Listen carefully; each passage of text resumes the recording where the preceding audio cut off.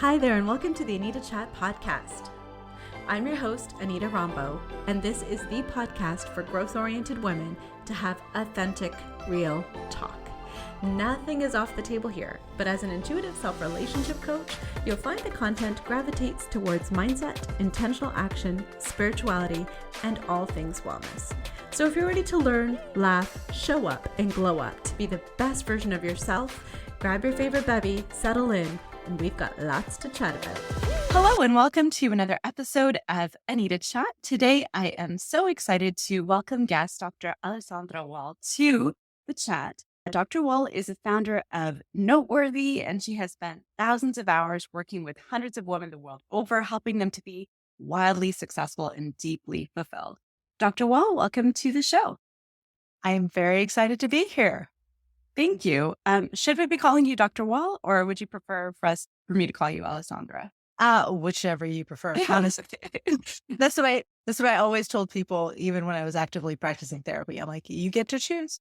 Okay, I'm going to call you Alessandra because we are friends here. We're on the chat, and if you wouldn't mind, just maybe sharing a little bit more about yourself and introducing yourself to the listeners. Sure. Well, since we started with the doctor piece, I'll start there. That comes from the fact that I started my professional life as a clinical psychologist. Did that for a long time. Then I fell out of love with it. I am fairly typical of most human beings, right? You throw yourself into the world and you think you're going to love doing the same thing your whole life. And then you realize not really.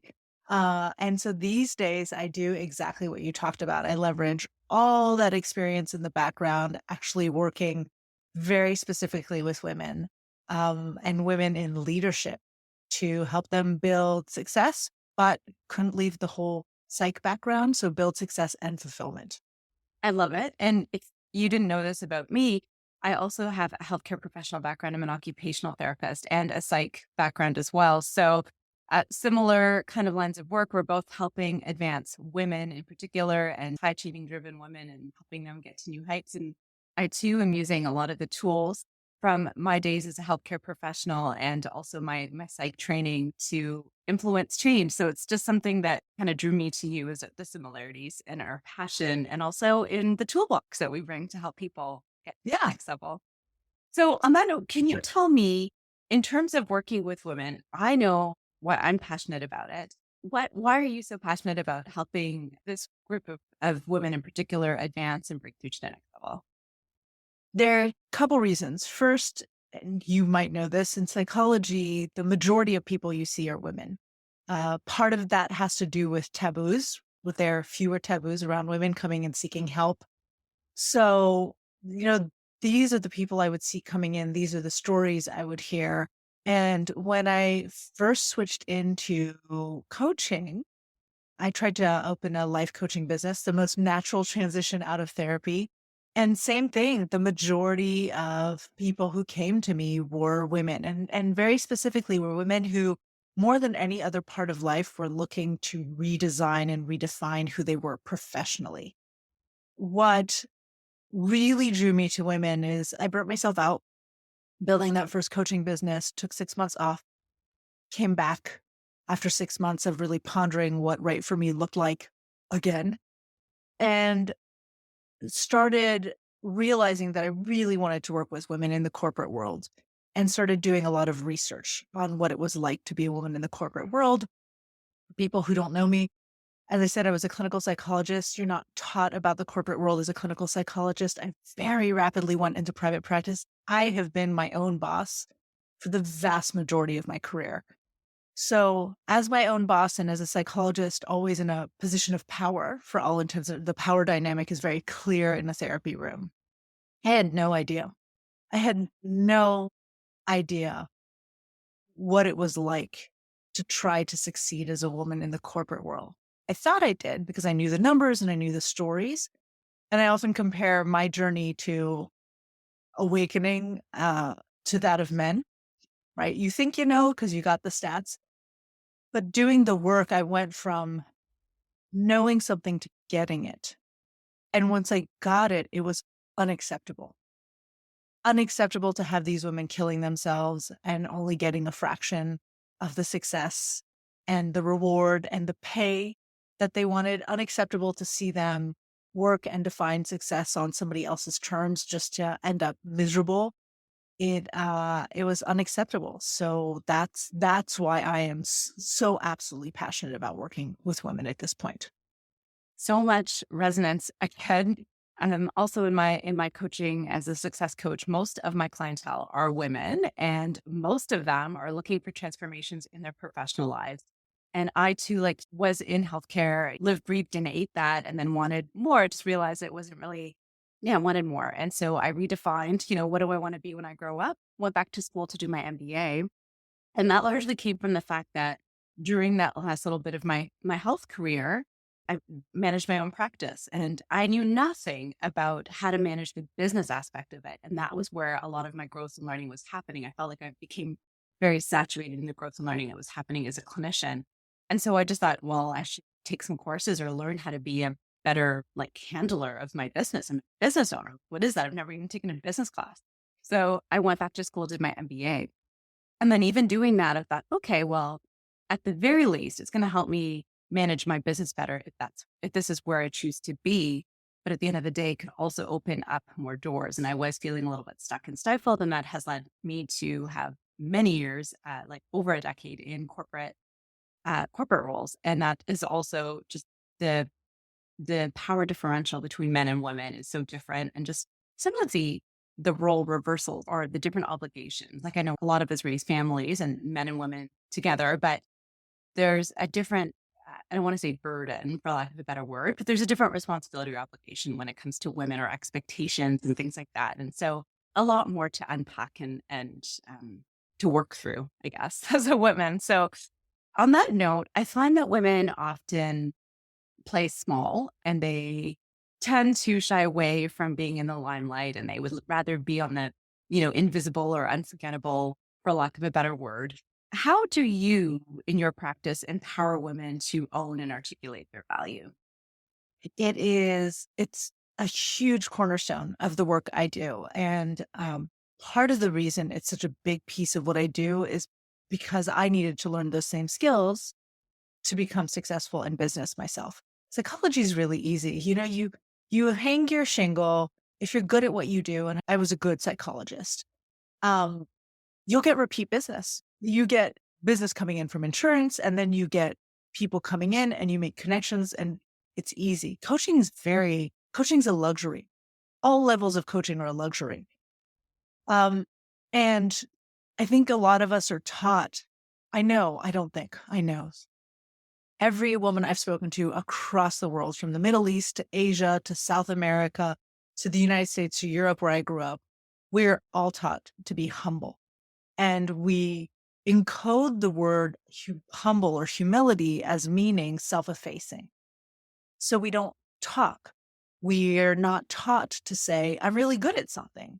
We're not taught to walk into a meeting when people are going over a project that was really successful and taking ownership of our part in that success.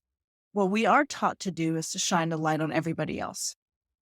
So we can talk about what everybody else did. We make everybody else look great, which is fantastic. I'm not saying we should lose that trait.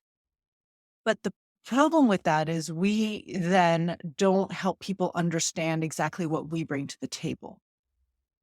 In my line of business, the way it started for me is I realized that in order to be really successful, I was entirely reliant on other people. I had to build social capital, and people would ask questions like, tell me more about you. And what do you do? And I hated answering those questions. I had no idea. So I'd start with my job title. Well, I'm a clinical psychologist gone executive coach. At the time, I didn't even know what kind of coaching I was doing. And that's forgettable, right? It's absolutely forgettable. And again, it's not informative. I'm not explaining to anybody how to do this. So when we see women in the workplace, I'm seeing that replicate themselves. If they even mention their title when they're introducing themselves, which many don't, they struggle to speak about what they bring to the table.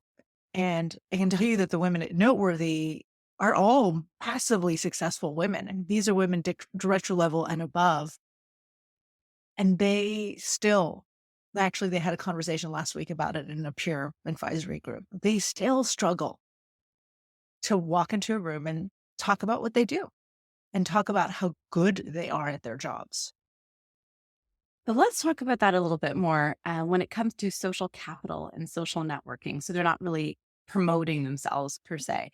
What kind of advice do you have around social capital, social networking, or how does that play into owning yourself?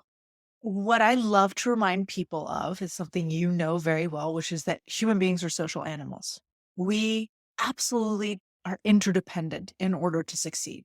And we rely on the trust that we build in relationships to access certain potential, right? All of us do. Now, when people talk about that in the corporate world, they talk about it with massive distaste.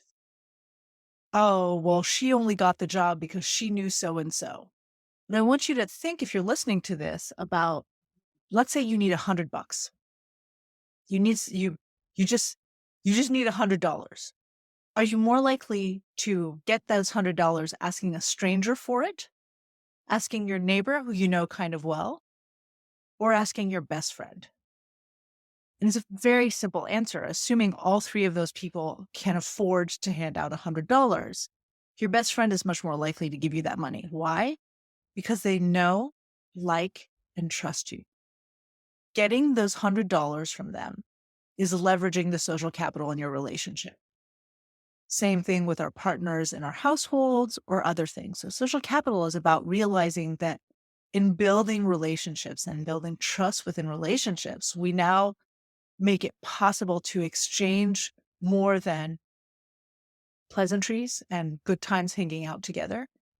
And that it is so important to our success to not just work really, really hard, but to also make the time to get to know the people we work with and for, to build strong relationships, to, again, find out what kind of potential people have, to share with people the potential we have so that we can make exchanges along that. And that might mean sometimes going up to somebody at a high level and saying, hey, I'm looking for a job. I hear you have an opening. Would you be willing to put my name in the running? Hand my CV or my resume to someone, right? And then acknowledging that if you succeed in that, in getting that job, it's not just because somebody made it possible for you to obtain that interview. But that too, just like speaking up, for a lot of the women I work with, they're really good at building professional networks. They're fantastic at giving.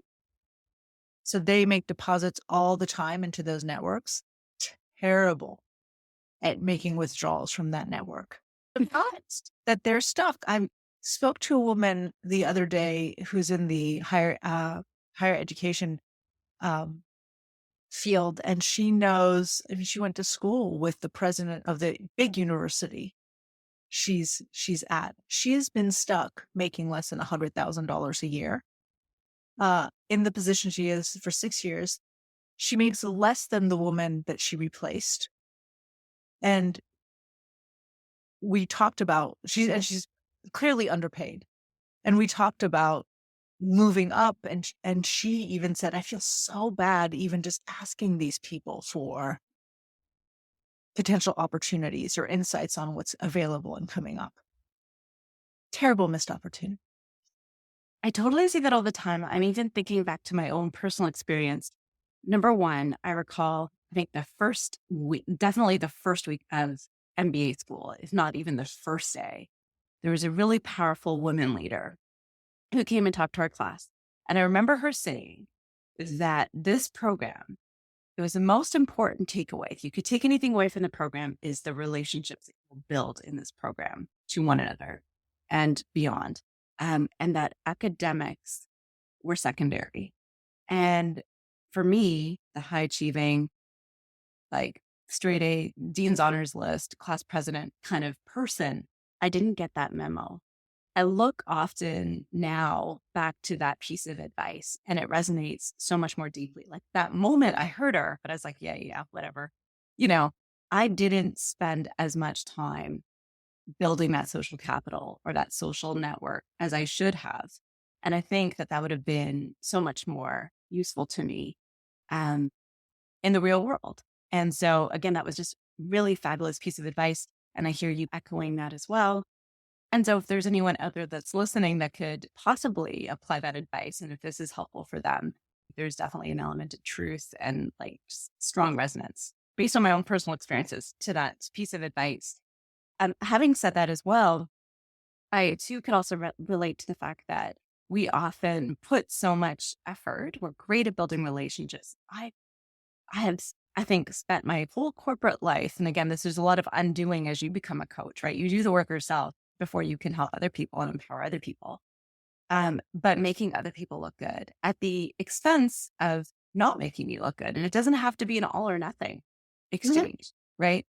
But there's just that, again, the wiring, the training, these societal expectations that we have to unravel those beliefs and the mindsets that you're not being icky by, putting yourself out there in the running or having conversations and you miss 100% of the shots you don't take, right? So if you don't ask, if you feel terrible about asking for, that opportunity to be considered for something or to submit a resume or to be considered for a raise or a promotion, you're not going to get it. You're not going to get that opportunity. It's just so much harder. So why wouldn't you ask, right? The worst that can possibly happen is it's not going to work out for you. And that's okay. Okay. I'll add one thing. I think the worst Yeah. that could possibly happen is you don't get it and somebody makes you feel small. I was reading a synopsis. I wish I remembered the name of the book. It was a book on finance written by a woman for women. And one of the points she made is women are taught that it's very distasteful to talk about money. But men talk about money all the time. They talk about their investments. They talk about, real estate. They talk about stocks. They talk about money all the time. And we've been taught it's very impolite. So when we bring up those topics, I mean, I'm sure you have had too. I've had clients tell me that they've asked for raises and people have looked at them and said, "Oh, I can't believe you're making this about money." And so the worst that will happen is you will ask for that raise, you will ask for that promotion, and somebody will try to make you feel small for being ambitious. Somebody will try to make you feel small for caring about money. But money is really important, right? Money buys security and money buys lifestyle and money buys freedom and money gives us the ability to do things for ourselves first, right? I was going to say for others, which is how we offset, and then also for others, right? Money allows you to have hopefully never a huge car accident and not have to worry about holding on to your house as you take care of your health care. And so the worst that's going to happen is somebody's going to make you feel small. And if you are in that position, I just want you to remember Anita and myself talking and to remind you that's them. That is not you. Because if you were John instead of Jane and you asked for a promotion or a raise, and let's just say the opportunity wasn't there, nobody would make you feel small for wanting more. Absolutely. That also brings me to another topic. The corporate world is largely kind of, I don't want to say built by man, but, let's just say, for lack of a better word, it wasn't really something that we would co-design or develop. And we're working in it. We're operating within the confines of an old man's club, right? And so how do we succeed as women when we might be dubbed as greedy for wanting more money or selfish for promoting ourselves, or just simply bitchy, or bossy? There's just such different, I would say, derogatory views or lenses or words even to explain us in the workplace compared to our counterparts, men.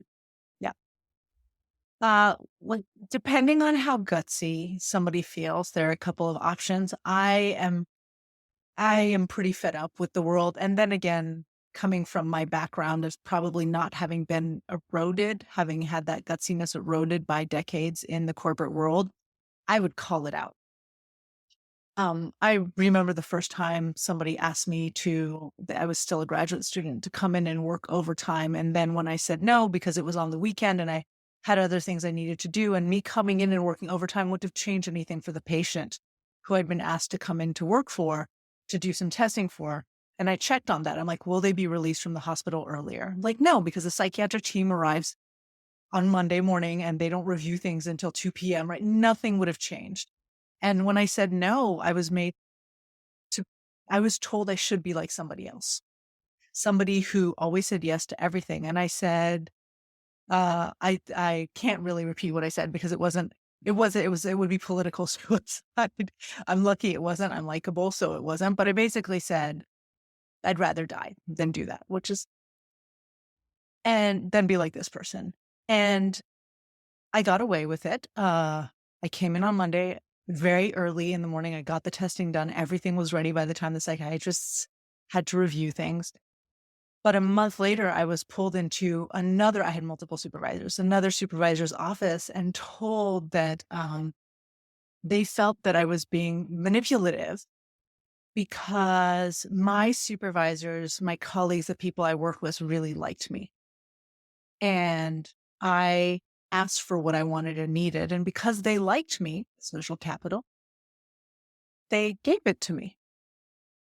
My colleagues, my classmates didn't ask. They were told jump and they said, how high? I was like, well, why do I need to jump? Can I jump later? What if I skipped instead of jumping right now? And they didn't ask those questions. And my first reaction was to call that person out. And I looked at her, I'm like, I'm really curious, if you were talking to, name a male, would you be using the word manipulative? And then I said, I resent this. You were telling me I have good social skills, people like me, and I set boundaries, and that makes me manipulative. So if you're really gutsy, I recommend calling it out. And you can even call it out calmly, like saying, hey, if that were Mark, would you be telling me that it's unbecoming of me, or that you're really surprised that I asked for something? Right? Have you ever asked for a raise? Would you be okay with making half of what you make? So you can ask it. The other, probably long-term, more socially subtle thing that we often recommend for noteworthy women is actually rebranding. And there's an active process to rebranding. So if I have a client who is very direct, and if you ask her why she's direct because she's considerate of everybody's time. She's wanting to make sure that she minimizes communication issues, right? She's busy herself. She's just trying to get things done. And also she might be tired of having to pad her language in her emails with, 17 extra sentences. But her directness is being labeled as aggressive, strident, abrasive. One of the things we recommend is to have her own the style, but define how people talk about the style, which might look like coming in, and when you first meet somebody, whether you work for them or they work for you, explaining, hey, I really, really value your time. Actually, being considerate is one of my core values. So when I speak to you, I'm going to try to give you all the information you need as quickly and as succinctly as possible. Every once in a while, that might be a little bit more direct than you're used to. I just want to let you know that I do that because I realize that your time is precious, and I want to be mindful of that. So there was a lot of words, which we do have to use as women. We have to crouch everything in a lot of words, but really going about rebranding your behavior using words that work for you.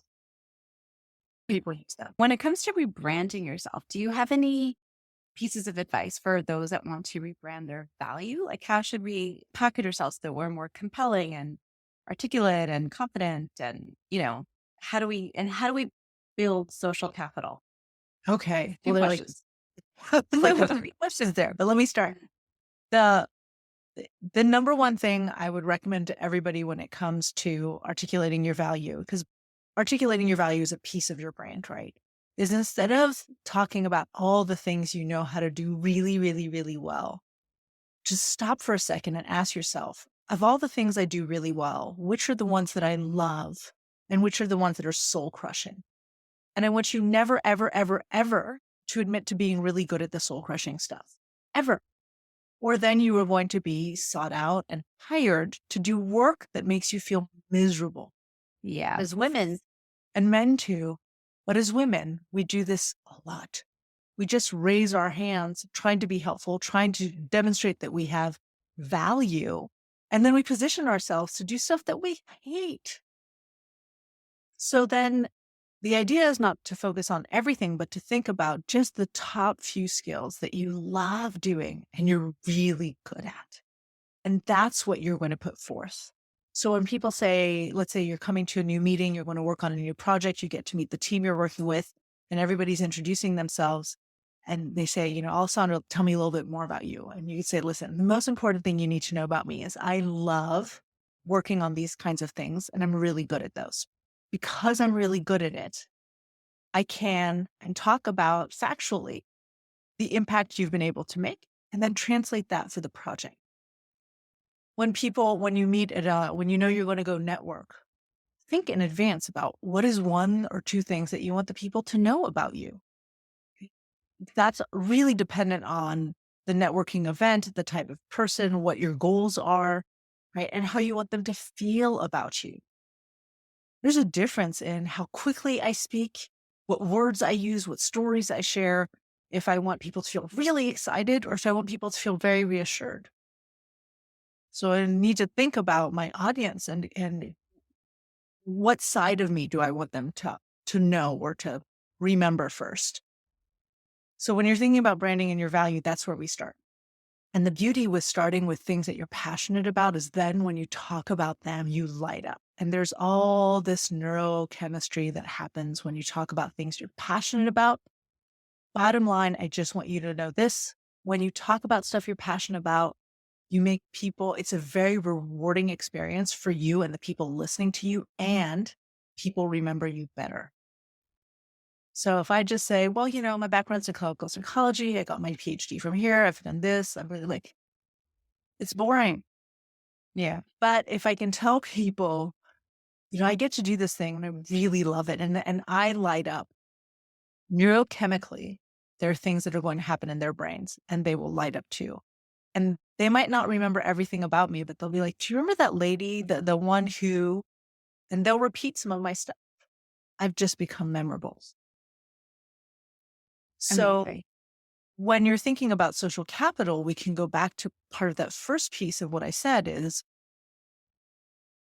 meet people often, be curious about what's going on, but go in with strategic intention. You only have so many hours.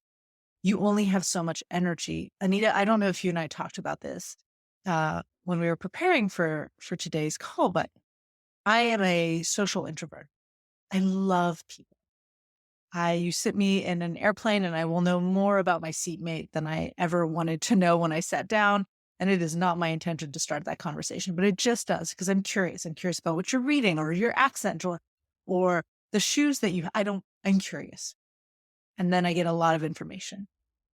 But I am also an introvert, which means that my batteries get depleted being around people. So I love going to conventions and summits, and I will never stay with a friend.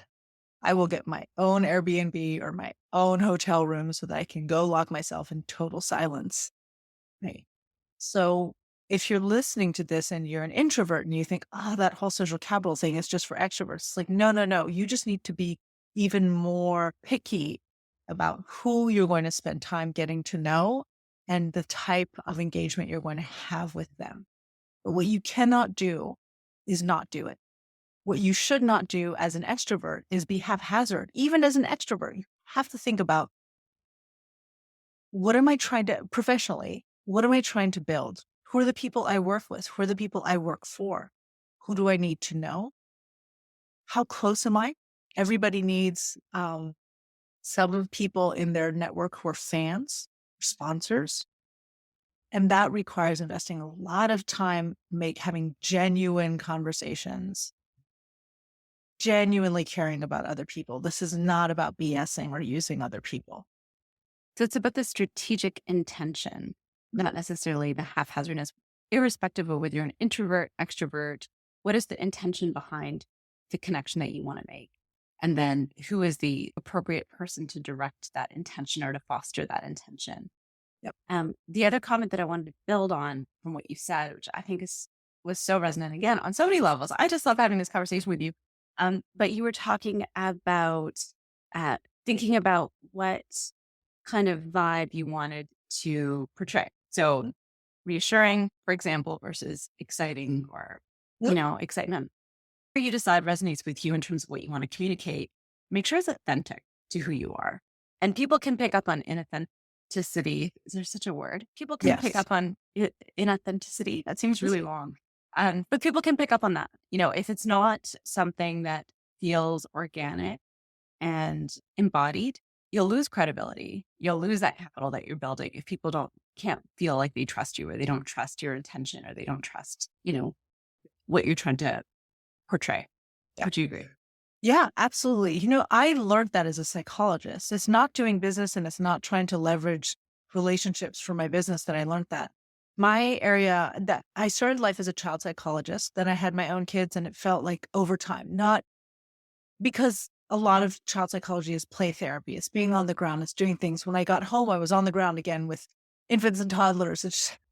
I went back to the basics, which is adult therapy. That's the basics. And as an adult therapist, my area of specialty was anxiety, stress, burnout. It wasn't called burnout at the time, but burnout.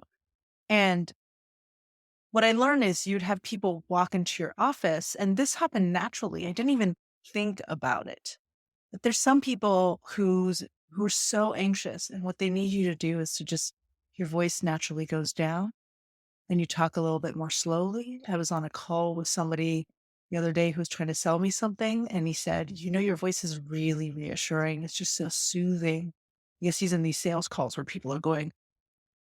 So there's some people you just need to slow down, and you need to be, for lack of a better word, maybe more maternal with, maybe more reassuring. Other people, you need to get them jazzed up. Same situation. They're anxious, but they feel really hopeless. And you need to come in and tell them it is possible. I promise we can get you where you're going. Right. And these are all the same parts of me. I might be saying the same thing to both people, but one person really needs to is so on the edge. I'm like, listen, I promise you, we can get you where you need to be. I have worked with so many people, and there's no reason for you to be stuck in this place for as long as you have been, versus, listen, I promise you, right there, I've worked with so many people. There's no reason for you to be in this place. Like that energy is just dependent on what that person is calling for and needing. Oftentimes in work settings, in advance what people need. Maybe you're walking into a work meeting and, half of your team has been laid off. What energy do you need to bring into the room for the other half that's still there? Or you're going into a big event with a client, and your job is to get the client really excited about what you can do. Like this, and you're not feigning anything. It is still you. But you talked about presence with branding, right? And confidence. Part of that is realizing that the pace at which we speak, the words we use, the stories we use, I move my face a lot and I move my hands a lot, but the way those things go, they add a layer to your communication. So we need to use all of those layers when we communicate. Absolutely. It's about reading the room, if you will, right? Like, you're not going into a vacuum. You're going to make connections. What is the vibration of that room? What is the frequency of that room? What is it that is most needed in that moment? And then tapping into that in your connection authentically. Yep. I'm rewatching Grey's Anatomy right now. Okay. And there's a character on Grey's Anatomy called Christina Yang, who's brilliant. Sandra. Oh. And she's very harsh. She's a stereotype of a surgeon. And, sometimes And her go-to would be to just say, listen, you need to do this. Don't be an idiot. Da, da, da, this is what we're doing. And to walk out. Like, she doesn't have very much warmth. She doesn't. But there are times she walks into a room and she realizes that she can't show up that way. It will not work for what the patient needs. And she needs the patient to be in a certain place in order for the surgery to be successful. And you'll see her change, but she doesn't show up any differently really than who she is. She'll use a few extra words. She'll answer a few extra questions, right? It's not about being inauthentic or acting as someone you're not. It's just about modulating the person you are to fit the circumstances. So building on that, when it comes to as gaining recognition and visibility in the workplace and being our authentic selves, do you have any tips for how to amplify our presence? Yeah. So we're going to go back to, it all comes down to articulating your value, right? And to realizing that articulating your value is not just something that you do when you're interviewing. It's not just something that you do when you're networking. It's something you need to do every single day. It is absolutely your responsibility to help people understand what it is you do, how good you are at it, and what impact you can make with that skill set and why it matters to them. For people hearing this who feel very uncomfortable with sharing their value, just think of it this way. If you're not doing it, then you're making it everybody else's responsibility to pay very close attention to you. And you're making it everybody else's responsibility to know who you are. And there's something very conceited about that if you want to reframe that might motivate you. So we can do this in a number of ways. For one, as I said, simply in introducing yourself at the beginning of a meeting, start by choosing something that's relevant to the meeting and that showcases what you do. It's not, and I love my go-to starter is, if I have to introduce myself, is, okay, the most important thing you need to know about me. Or I've been thinking about what would be one really relevant fact about me. It's this. And I can share it and then provide a context for why that's the most important thing to know about me. But there are 1,000 other ways in your day-to-day. For example, the next time somebody gives you a compliment, instead of just saying, oh, it was nothing, which is the worst response to a compliment ever. That's like somebody giving you a gift and you bat it out of their hands. I don't want it, right? You would never do that. The second worst thing is to just say thank you and walk away. Accept the gift, right? So that's thanking somebody for the generosity of making the time to tell you this stuff. So I really appreciate you letting me know. And then explain to them how you are able to achieve the result they're complimenting you on. So if it's, I wanted to let you know, we thought you did a fantastic job with this last client pitch. It's going up and going, I really appreciate you letting me know that. One of the things I love about this kind of work is X. And part of the reason I love it is actually it taps into one of my top skills. Or maybe it taps into a value of yours, a core value that's part of your brand as well. Right. I think this is about, I know a lot of people see pitching as selling, but to me, it's about helping people where they're at. And being a value is a huge core value of mine, right? So educate people. And then you can pitch yourself. If you ever need somebody to help you with this kind of work in the future, please do not hesitate to come to me. I love doing this. So now you're sharing your value and you're starting to position yourself for more opportunities that allow you to step into that greatest value. Same thing if you accept a job. Let's say somebody delegates something to you. Thank you so much for thinking about that. I would love to do that work. Actually, one of the fun parts of projects like this is it allows me to tap into name the skill. And that's something that I'm really good at. Because I'm good at it, we've been able to do this. And with this project, I think we should be able to achieve that. Or declining. I really appreciate you thinking of me for this project. I'll be honest, although I can do it, assuming you can, it's probably not the best use of my skill and value. Where I can add the most value to this project is by doing these kinds of things. These are the things I love doing and I'm really good at. And if you've been building social capital, then you've been asking other people what they love doing and they're really good at. And you might say, but who's really good at this kind of stuff and really enjoys it? Anita. We should go check if she has bandwidth. This would be exactly the kind of stuff she'd want to work on. Right. So then you get to be an ally on top of that. You get to push somebody else. But there are so many opportunities in a day to start sharing this, to start sharing your brand and to start sharing your value. And the more you do this, the more you build clarity. And what we found at Noteworthy is that the women who end up doing this kind of work, not only do they start feeling way more confident because they have so much more clarity around, I am good at this stuff.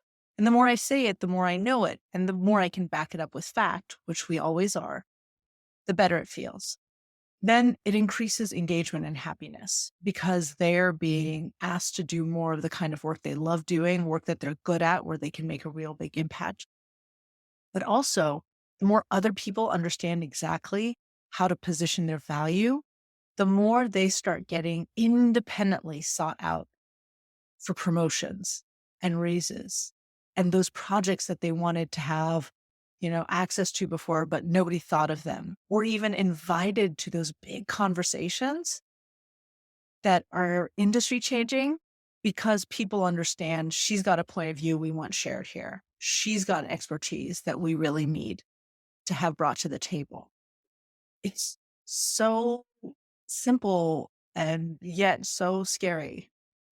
I think it's the simplicity is because you know you and you're standing up for you. But the scary piece is taking your power back for some, right? Because in the past, we may have been complacent saying we're performing this role that we interviewed for. This is the job description. This is what I'm going to do.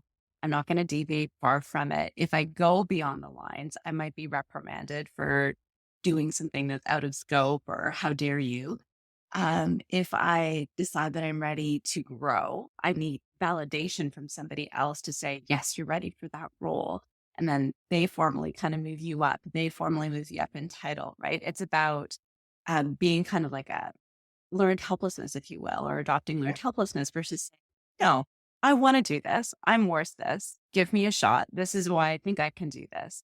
The whole pitching and promotion piece. But it's again coming from an authentic place, right? Like, you firmly embodied and believe in your success. You're not afraid to let other people know about it. They have a choice, but you also have a choice if you want to continue to be in an organization that doesn't support continued growth and development and doesn't believe in you and what you can bring to the table too.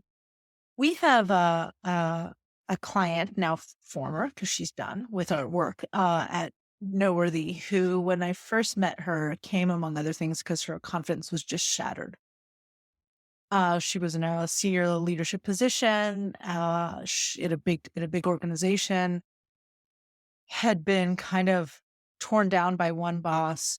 At the time, was thinking she was going to leave, and then internally they offered her a lateral promotion to another boss. She thought things were going to work well. They didn't. One of the things with him is he had not been able to make the department successful in 2 years. So she was brought in to succeed where he hadn't, but he wouldn't let her approach things any differently. So of course there was no way, right? Hands are tied. Supposed to do everything the way you did didn't work, whatever. So we saw this continued erosion of self-confidence and self-worth.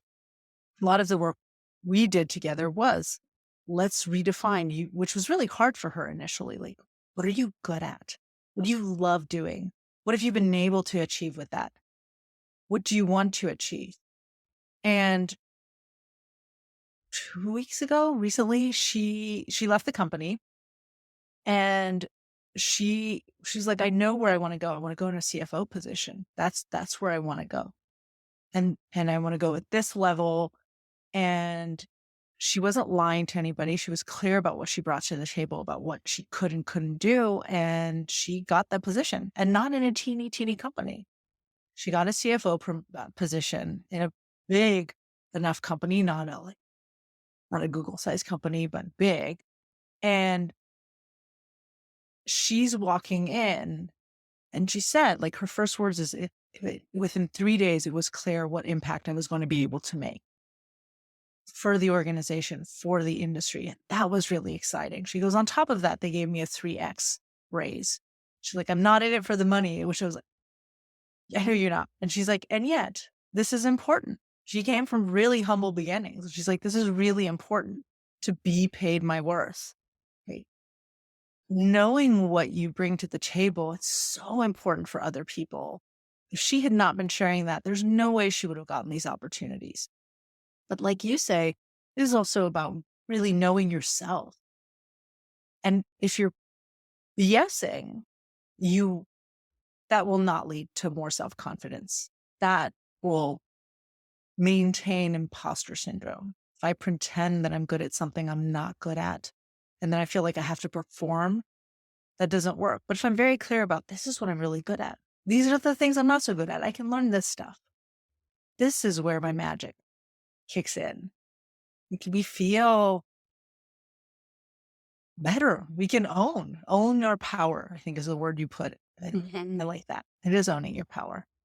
I also think too, sometimes the imposter syndrome or just the willingness to want to be able to help, to be a good team player means that we're taking on roles and we might feign excitement over them because we're like, oh yeah, I'm a yes person. I don't let people down.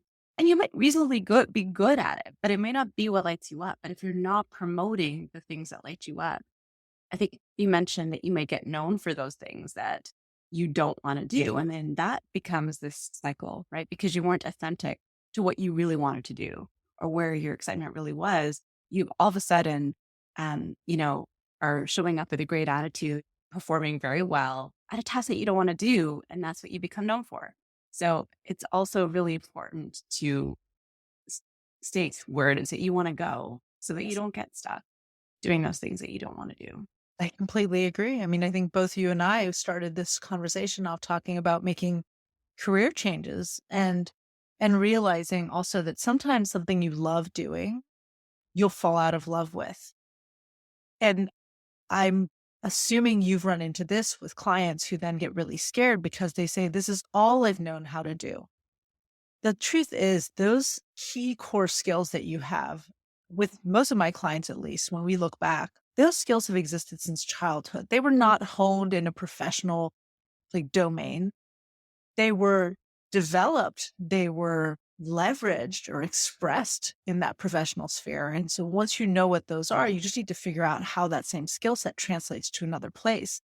I am leveraging exactly the same skill set that made me a good therapist in my work as a coach. And I've learned some new skills, the business skills, which I love. But it's the same skill set. The thing is, the way they were being expressed before as a therapist went from being the most amazing thing in the world, where I would walk into work singing, and I really did literally walk into work singing every single day, to getting to a point where I would be seated in therapy and I just wanted to shake the person across the room from me and go, do something about it. Just do something about it. And I wanted to run out of the room. Right. And once that hit, realizing I had many decades of work ahead of me and I could not walk into work feeling that miserable. And my patients deserved better than that. Right. So I made changes in how I operated as a psychologist and made it way more fun again to walk into, but I always knew I didn't want to stay there. So I'm now retired as a therapist, but still leveraging the same skill. And maybe in 10 years, I'll be done with this and I'll leverage the same skill set for something else. I couldn't agree more. I think it's all about a constant evolution, right? So we shouldn't want to be at the same place. It should feel scary for us because we've outgrown where we are and we're moving to a different place and we don't know what that might look like. But to your point, we get to take the best pieces of us and the core elements that are truly us and our core are there. They're just manifesting themselves in different ways. You're embodying and elevating yourself based on those strengths. Like those are what make you, right? So for me as well, couldn't, exactly the same way. Like in my clinical career as a therapist, I really, really enjoyed it. I learned so much. But near the end, I was like, I'm in my mid-20s and I'm already counting down the days to retirement. Like there is something wrong here. I've got like 40 years. So, and life is too short. And it's about reinventing yourself and saying, okay, I'm going to go down this path. This is maybe going to help me if I decide to stay. Maybe it's going to open more doors. And then from corporate America or Canada, I guess you can say, went to entrepreneurship. And here I am as a podcaster, a speaker, an author, a coach. But my coaching skills are largely 100% based on the training that I had in psychology, largely based on the frameworks and the modalities and the approaches that I learned as a therapist, as an OT. They definitely bring the whole spiritual element that I had as a child and the curiosity. And that is what I get to bring. And the strategy and the transformation that I created provincially, like implementing large scale health projects, clearly not afraid of reinvention or change. That is the energy that I'm bringing to serve my clients. But it's about how do we create a transformation and change within yourself to elevate you, to help you break through to where you want to be versus where you might have been placed or where you may just have gotten comfortable. It's really scary. 100% is, but it's possible. As a success coach, I'd love to learn from you for a second. Yeah. Is there anything is there one tip of all? I know it's a very complex process, right? But I feel like my recommendation would be, in general, start here. Where do you start? I like to do visioning or visualization. It's thinking about like, if you are designing your own life. So think about what that looks like for you. You may not be anywhere close to it in your mind. You don't have to worry about the how, but just figure out what that person, what that vision of you looks like, where you want to go. And then you can reverse engineer how to get there. But if you have that vision, that's your why. Like you think about really what that makes you feel like, why you want to do it. Like, why is it so important to you? Those things. Then it's just taking baby steps to get to that end goal, right? Reverse engineering that, like, do one thing every day that helps you be that person. And then you're just closing that gap. And before you know it, you'll be there. I love it. Yeah. I love it. So on that note, let's talk about closing the gap. If people wanted to get a raise, do you have any tips? How can people in the corporate world get a raise? I don't know, let's say in under 6 months. In under 6 months, the way we do it, we really it starts with what you're talking about, right? So first of all, being clear about where it is you want to go and what's most important to you, so that usually getting a raise might be demonstrating your value or positioning yourself to create more value in the future. So make sure that you're positioning yourself to do the things that are right for you. Be clear about what value you bring to the table. Start, if you're looking at doing this, right, not asking for a raise next week, start sharing that as much as possible. Get the buzz going. It will move very, very fast. Find out who knows you and what they know about you. How do you do that? What they know about you? Oh, well, one of the things we do is literally people will go out and say, my coach is wondering if is asking me to interview 10 people and ask them to give them 3 words that they associate with me. Right. So even if you don't have a coach, it doesn't matter. They don't know you don't have a coach. Just ask people, what are 3 words you would use to describe me? What are three skills that you think I bring to the table? So those are different things. One is a brand audit. What are 3 words you would use to describe me? The other one is a value audit. What are 3 ways in which you think I bring the most value to this company, this team? And see if there's concordance, first of all. Are the people seeing you the way you're seeing yourself? Right? This is going to determine how you craft your brand or how you modify or what you lean into. If you're going to ask for a raise, know what the market looks like. Right? So what are other people getting paid for the kind of work that you're doing? And especially if you know any men who are being hired in the space, this is where social capital comes in really handy. Go ask men you trust what they make. It shouldn't feel this uncomfortable to tell people what we make. So that is very often when women are negotiating, I'll say, who do you know who's a male who does the same job as you do in the same type of company? Better yet, if it's your company, go find out what they make. Right? And when you're actually positioning yourself for a raise, so making the pitch, it's a tie-in. You're not asking for money out of charity. You're not asking it just because it's fair and it's nice. You're asking to be paid your value, the value that you bring to the organization and the team you work for and the impact you make with that value. So know how to construct that. It literally does become, one of the top 3 ways I, you know, make the greatest impact or support our team or support our company is this way. Because of that, I've been able to achieve these. Know what your factual impact has been.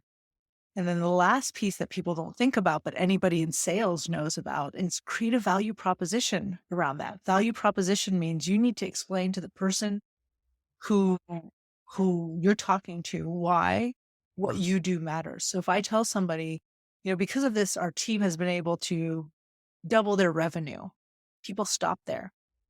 You got to figure out why the person you're talking to cares that the revenue is doubled. Is it going to allow them to buy a yacht? Did they just secure their job? Do they like being the highest, are they a gold star person? They just want to be the best of the best of the best. Were they really worried about layoffs? Understand this is an empathy exercise. The reason this matters for us is because we're now going to be able to hold on to these 2 people, and I know their job was on the line. Or, I know that we've been looking at trying to expand, but we haven't had the revenue. Now we have that, right? They might have expansion goals, but think about that. But position it and breathe when you talk. You're just asking. And as Anita said originally, the worst that's going to happen is they'll say no. Actually, the very worst is they'll say no and they'll make you feel bad for asking. And then that that's not a good boss. Yeah, but actually it's a blessing, right? You don't want to waste your time in a place where you're not going to advance, right? If that's your goal, right? If you're not going to be recognized for what you bring to the table, why do you want to be a part of that table, right? Find a table that welcomes you, that values you, that where you're like a welcome to eat the table or dance at the table or talk at the table, whatever it is, right? Yeah. I'll add one more thing. Know what your if not then is. So when you're explaining to somebody what you need from them, you have to be clear about what the consequence will be if they can't meet those needs. This isn't a threat. It's not an ultimatum. It's about providing that person with all the necessary relevant information for them to make the best decision. So if I know that if I cannot get paid a certain amount, I'm going to start looking externally. I need to tell that person that I'm going to look externally. If I know that I've got a little bit of runway, what I'm really, I want this, and they're like, I don't know, and you can go within the next 6 months, then tell them that. If you love a company and you really don't want to leave, let them know you love working for them. Anybody who's going to leverage that to manipulate you, that's information again, like Anita was saying. So then you'll know to leave. And if you really believe that somebody's going to leverage your love for an organization or a team, you should be gone. That's like choosing to stay in a manipulative relationship. Why would you do that? Right? So I tell people this because it's a little bit like in a marriage. If I'm telling my spouse, you need to change or else we're going to continue fighting, is a very different conversation from you need to change or I'm going to leave. Right? And they need that information. So that's the last thing. I would say be very clear about what the outcome would be if no change is achieved. That's really great advice. Thank you so much, Allessandra. I really, really enjoyed our talk. I feel like there's so many similarities, but I learned so much as well. And so it's always nice to walk away with some new nuggets. And I'm sure that the listeners also will really appreciate your tips and suggestions. Can you leave us with a way for our listeners to stay in touch with you or any kind of offerings that you have coming up? Absolutely. So the best way to get in touch with, there are 2. One is LinkedIn, and I'm there under Dr. Allessandra Wall. And then the other one would be our website, which is the noteworthyinc.co. Perfect. Those are 2 great ways. I don't know that we have any very specific offers, but on the website, we do have a number of free resources. So please come in, get the help. I'm always happy to do that. And in response to what you started off with, it was lovely to talk to you. I so love meeting other coaches who, as you say, we have so much similarities, because what I know is there are a lot of women out there who need the help and the support. And so the more of us there are to provide that support, the better off everyone is. That was the same way. Really wonderful. I think we need to keep in touch. Good. I love that. And I'll be sure to link all your information in the episode description as well. So thank you so much for tuning in. Thank you, Allessandra, for joining us once again. And I will see you next week. Bye for now. Thank you so much for tuning into this episode of the Anita Chat podcast. If you haven't taken a minute to leave a review, I would absolutely love to hear from you. All you need to do is to search for the show, click your star rating, and type in a few words. Also, if there's a specific topic you'd like to see covered in this podcast, if you'd like me to be your coach, or if you want to just chat, feel free to send me an email or shoot me a message through my IG, which you'll find in the show notes. The show notes will also contain any links to the freebies that were referenced in this episode. Until next time, friends, it's been great chatting with you.